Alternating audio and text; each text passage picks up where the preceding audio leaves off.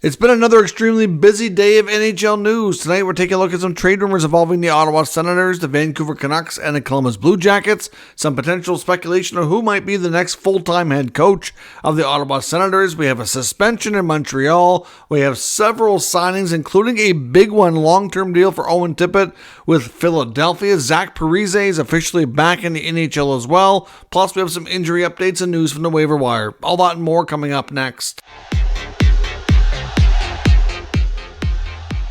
So welcome back to another video here at Top Shelf Hockey. As I mentioned, we have a lot to cover here today, all kinds of news items.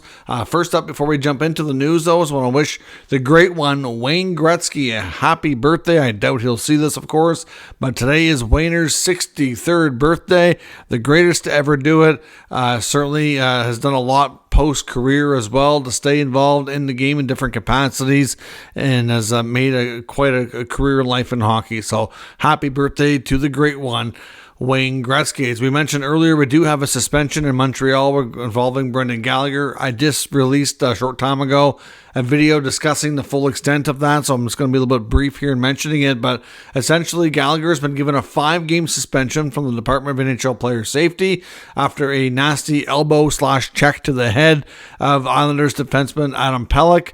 Gallagher in last night's game, the Habs had a 3-1 lead into the third period. It was avoidable, unnecessary, very dumb in my opinion. Gallagher come across the ice. Pelech made the pass as he's breaking out. So the puck's gone. Gallagher puts up the chicken wing and smashes Pelech right in the face. He was given a major penalty, and also not only a major, but ejected from the game as well. I'm sure that was factored in. A lot of people thought last night that it could very well be an in-person hearing and get more than 5 games, but we found out this morning it was going to be a phone hearing, and 5 games is what the Department of Player Safety has given. Surprisingly, if you think about Gallagher, a lot of people think of Gallagher as being a pesty type player, somebody who's annoying to play against.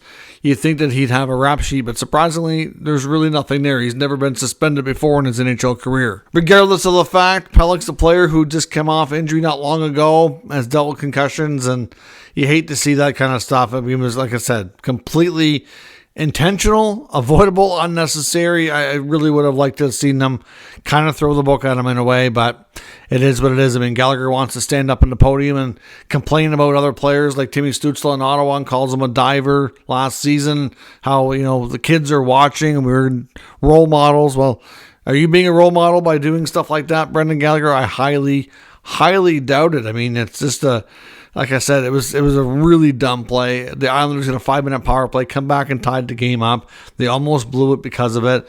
Just a really dumb play, as some would say. And thankfully for his sake, they did come back late and win it in regulation. But it was almost because of him that they blew it, but they did not. So yeah, I'm not a fan of that at all, and I wish in a way it would have been more, but it is what it is. Department of Player Safety is almost impossible to predict nowadays. Several signings today as well. A couple of big ones in Philadelphia. The Flyers today, the first announced, Owen Tippett gets a mega deal, 8-year deal, $6.2 million per season. That's the cap hit. $49.6 million total over 8 years. Obviously, he was the main piece along with a first rounder that came to the Flyers in the Claude Giroux trade when they traded him to Florida 2 seasons back. Actually, I guess it'll be a couple of years ago now. He scored 27 goals last year. Pretty good first season in Philadelphia. I know some people were wondering how he'd make out with Tortorella as his coach, but it's actually worked out quite nicely. He's on pace this year to get a little bit more, probably about 30 goals or 31 goals. He's definitely a player that the Flyers have kind of pegged as being part of the new core moving forward. So this is a pretty decent contract. I mean, based on if he's going to be able to be consistently, not around the 30 goal mark, to make $6 million, I think that's pretty good. I know some people were a little hesitant over the term, that they weren't quite thrilled with 8 years. But he spent a lot of time trying to make it in Florida, get an opportunity. Never really got a huge opportunity there, but different situation in Philly, and he's making the most of it. So overall, I don't mind the signing at all. I really think he's earned a contract, and if he's going to continue to progress and get better, which you would think he would, then theoretically, he hasn't hit a ceiling yet, right? So we'll see where that goes. But overall, pretty good signing and a big long-term deal for a prospect that they were really banking on, working out for them in that major trade when they moved on from former captain Claude Giroux. The Flyers today also announced that they signed Ryan Poehling to a 2-year contract extension as well. He's making $1.9 million per season on his contract. So Poehling, again, been a pretty good fit there. He's bounced around a little bit since he left Montreal as a fairly high prospect. Came in with a bang, scoring 4 goals in his first game, but then kind of came back crashing down to reality and had a difficult time kind of earning a regular spot. Ended up in Pittsburgh for a while, then in Philly, and now he seems to have found a spot where he can kind of be a little bit more consistent, and he's done that, which is why they rewarded him here with a 2-year extension. So the Flyers have certainly been busy today getting some of these players locked up that they feel are important. Also on Tippett's deal, one other quick note to add as well, they did give him a modified no trade clause of 10 teams that he can block in years 3 to 6. So obviously he's not eligible until the 3rd year of the contract. You have to be 27 years of age or have 7 seasons and before you can get any kind of protection like that in your contract. The other big signing today was Zach Parise, and this one just came out, was announced right before I was about to hit record. I seen that there was some Parise news likely coming down the pipe, so I waited a few more minutes. But Parise is now officially a member of the Colorado Avalanche. We've talked in the past couple of days how there was some rumors and speculation that that's where he was heading and that his comeback was going to be official sometime here very soon. And, well, here we are. 1-year deal, $825,000. No performance bonuses in that contract either. So, of course, with the Avalanche dealing with some injuries, they don't know if they're going to have Landeskog for the playoffs. Val Nichushkin had to leave the team to go into the player assistance program. They don't know how long he's going to be gone. So this really creates some extra depth. He put up 20 goals with the Islanders last year. A lot of people thought he would go back to the Islanders if he was going to resume playing this year. And, well, this is a little bit of a surprise for some. I'm sure Islander faithfuls are probably wishing he stayed there. But at the end of the day, he's looking for that elusive Stanley Cup that he has not been able to secure yet in his career. Obviously, the Islanders just went through a big change in hiring Patrick Waugh, which is an exciting time. The team should, stand a decent chance of getting into the playoffs for sure. But are they really deemed to be a contender? Not right now, no. So, Parise signing on with the Avalanche, who appear to be one of the teams that should be able to bank on going on a deep run, theoretically.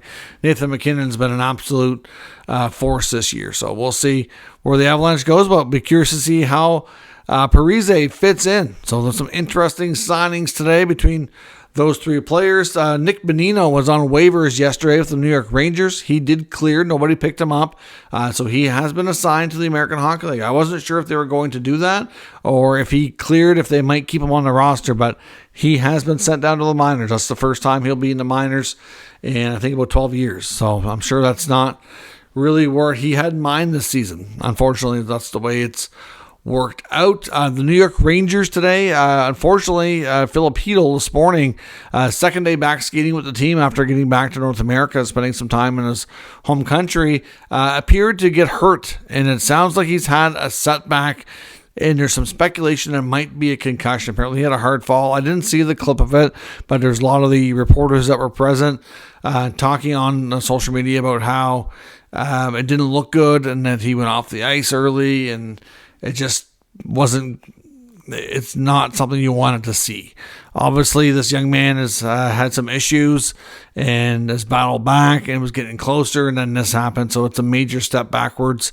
So we'll have to keep him in our thoughts, and hopefully it's not going to keep him out for too long. I guess we'll have to wait for further word from the Rangers on what this means for him and his recovery and comeback. In Toronto, Calle Jarnkrok was injured in practice this morning, taking a shot off a hand.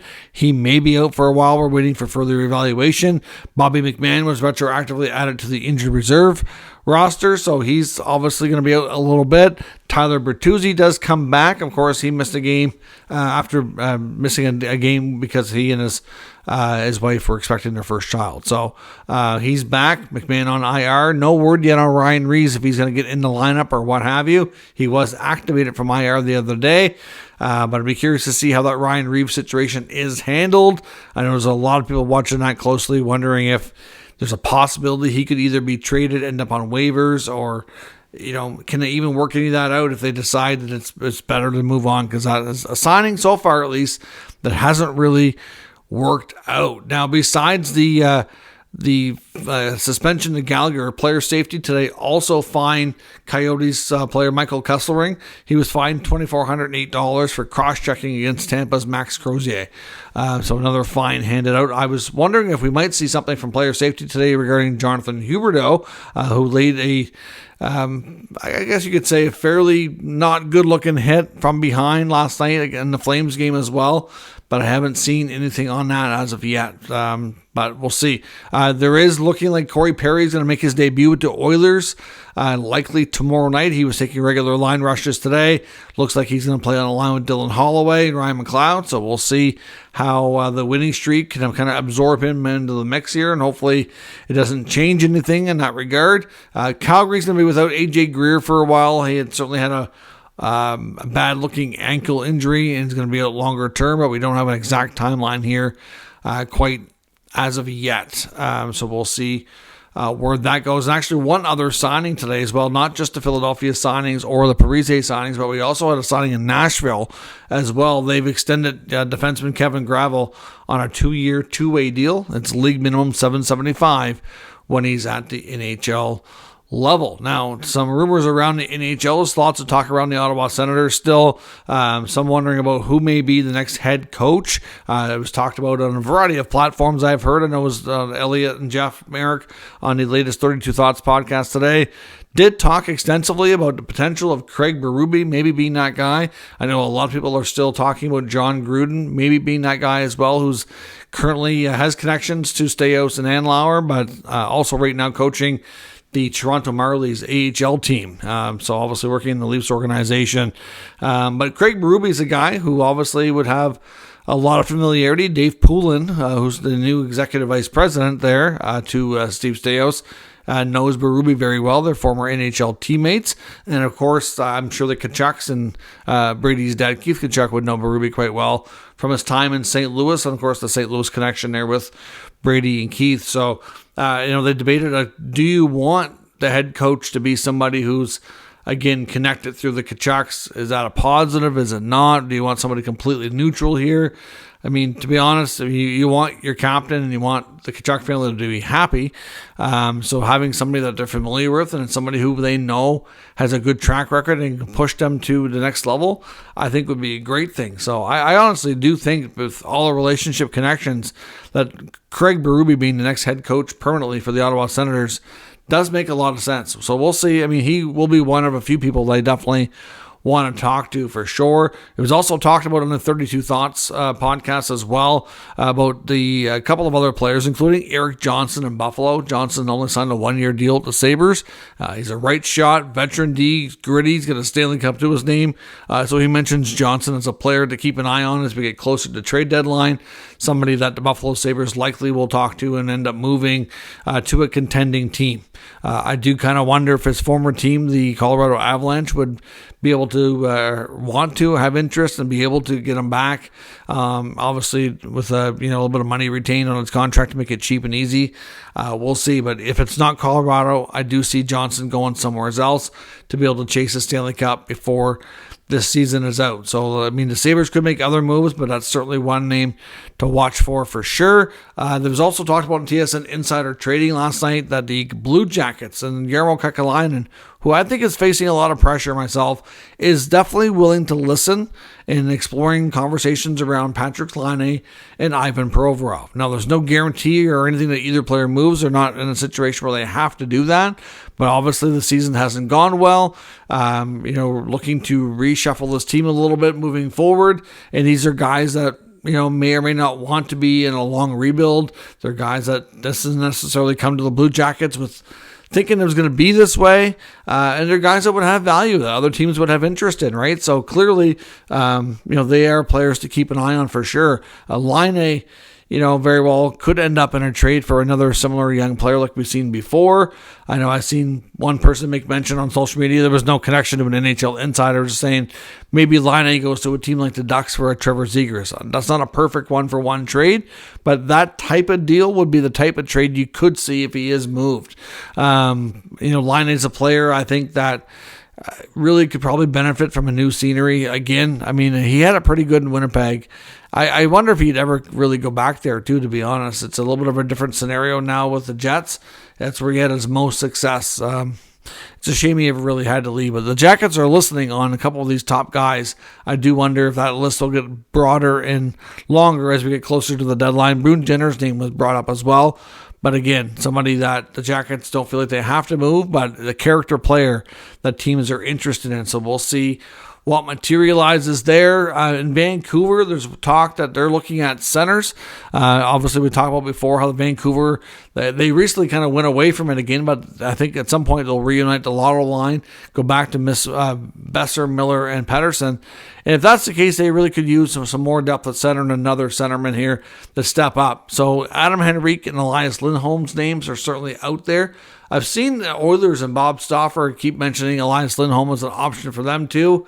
I don't know that that's really going to be the case, but the Canucks are a team to me that I think we'll definitely make some moves to kind of make a move to go forward here, based on everything that they've got going on with their cap and the contracts, trying to get Pettersson signed.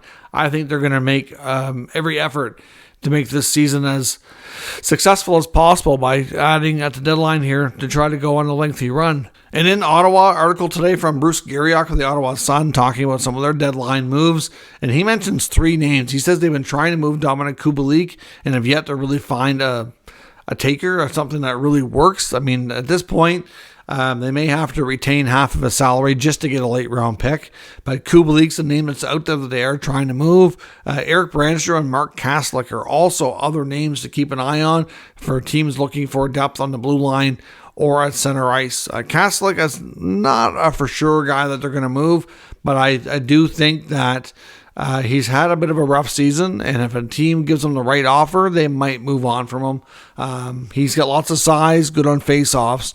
He can be a good fourth-line center. So, not that Ottawa can't replace him, but it's also a guy that I don't know. I'm not really sure how I feel about it. I think he's not necessarily a big part of the problem there in Ottawa, but I just think the coaches would like to see more out of him. And until they do, it could be a case where they might certainly be willing if a team is interested. Brandstrom, I don't know if he's entirely happy with his role and everything under Jacques Martin. I honestly think he's going to want to move on. He's only on a 1-year deal, and even if he doesn't get moved at the deadline, I wouldn't be shocked to see him moved in the summer, and I think it's something he might welcome. I think he likes the team, likes the players, and all of that, but I think he would like more of an opportunity, and he's not going to get it in Ottawa with Chychrun, Sanderson, and Shabbat all playing ahead of him. So he might be a piece that they move to try to bring in another right-handed defenseman as well, because that's certainly something they want to add to try to balance things out. So that is all your news and rumors for today. Let me know your thoughts on all of it down in the comments. We'll discuss further. If you're new to the channel, of course, make sure you subscribe and stick around. We'll keep you up to date with the latest news, rumors, and analysis of all 32 NHL teams. Thank you for watching, and I'll catch you next time.